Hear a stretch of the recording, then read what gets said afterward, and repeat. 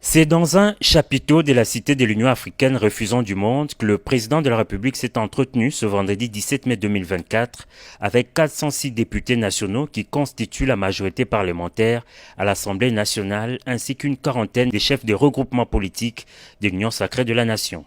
Dans son discours introductif, le chef de l'État Félix Antoine Tshisekedi Tshilombo a rappelé à l'assistance les principaux défis qui attendent cette législature, notamment les défis sécuritaires, les réponses aux questions sociales et l'emploi des jeunes.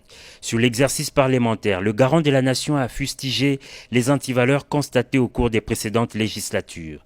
S'en est suivi peu après une séance d'échange direct avec les membres de l'Union sacrée sous la modération de son secrétaire permanent.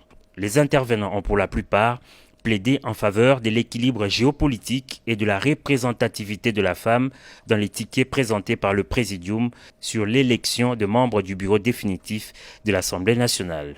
Une plaidoirie acceptée par la haute autorité de l'Union sacrée qui a recommandé que cette liste soit revue et corrigée. Je demande deux choses dans ce que j'ai vu qui a été présenté par le Présidium.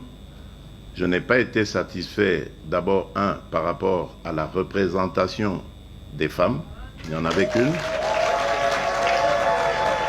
et deux, aussi par la non-représentation de quelqu'un qui pouvait symboliser la grande province orientale.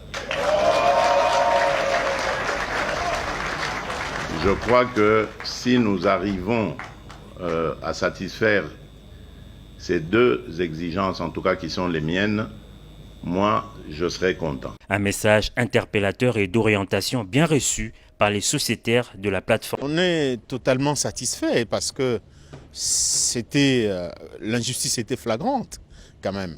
Bon, en tant que garant de bon fonctionnement des institutions, le président a tenu à corriger à ce que cette erreur soit.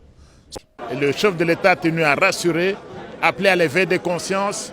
Il a essayé également d'insister pour que tous ensemble, même surtout au niveau de l'Union sacrée, nous regardons d'abord vers les intérêts de notre peuple et notre peuple d'abord.